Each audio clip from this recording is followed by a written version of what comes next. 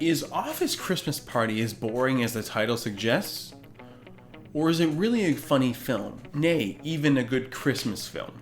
Find out here on We Need Movies. Alright, first I need to get a couple things out of the way. A. This set will never be as cool as Brandon's set with all of the Blu-rays in the background and all the shelves.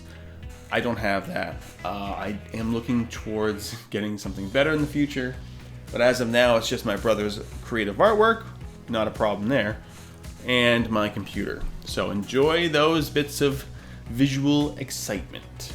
Now, also, I have to put a disclaimer out here for this review.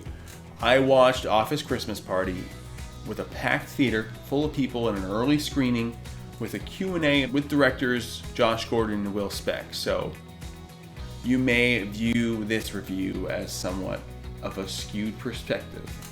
If that's your prerogative, fine, I get it. Having that out of the way, I can say that Office Christmas Party is a blast. The film benefits from having the multiple characters they follow, played by, of course, many great actors.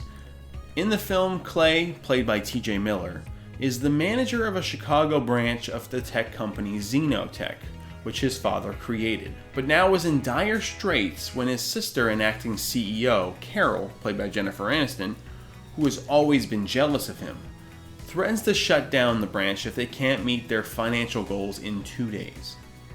Clay and Josh, played by Jason Bateman, promise to close a high-priority client that evening in the form of Courtney B. Vance's character, Walter Davis, and his $14 million contract, in order to save the jobs of everyone in the branch. How do they plan on doing that?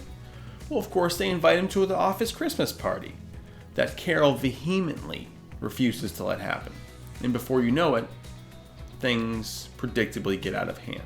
As I mentioned before, the film takes several viewpoints of characters in the film, but doesn't just give them background bits and here's a little throwaway joke and whatnot. The directors took a lot of care to give each character a good amount of arc. Actually, they worked with each actor prior to the film's actual shooting to kind of shape their characters to their personalities. In the scenes where you're focusing, let's say, on Jennifer Aniston and Jason Bateman, in the background, whether it be during office hours or during the party, as for the comedy, if you like Jason Bateman and Jennifer Aniston's other comedies like Horrible Bosses 1 and 2, you're going to like this one. TJ Miller is another divisive subject. He is often loved or hated. I happen to love his kind of humor. I think he's pretty funny, especially when he does a lot of his own riffs. He does a great job with improvisational comedy. So for those who don't like him, you may not like this film because TJ Miller is essentially the heart of the film. His arc is probably one of the biggest. That said, they've assembled an eclectic cast here. Besides the aforementioned, Bateman, Aniston, TJ Miller, Courtney B. Vance is way funnier than he has any right to be. He was in the People vs. OJ miniseries as Johnny Cochran, and he's really funny in this film. Really lets his wild side out. There's also Kate McKinnon and Vanessa Bayer from Saturday Night Live, Rob Corddry, Randall Park, Jillian Bell, Karan Sani, who was Dopinder in Deadpool, Matt Walsh, Olivia Munn, Sam Richardson, and so many more. I marvel at these films. Their ability to pull off what they do. They had a consistent 350 extras on set every day. The wrangling alone is a nightmare.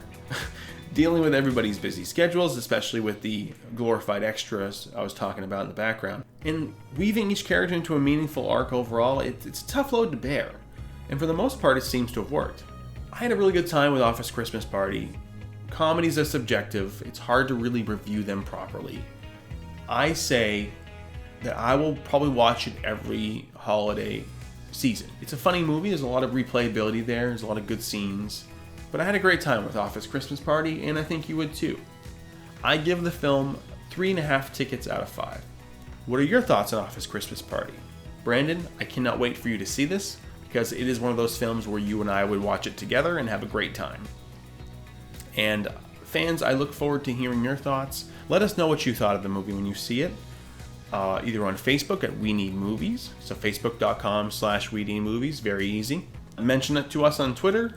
I'm at Guy in a Wire. Brandon's at Brandon Doyen. And of course, we have our email for longer form questions or suggestions. weneedmoviesyt@gmail.com. Just don't bother trying to compare me and Brandon's reviews, because we all know who has the better reviews. Brandon.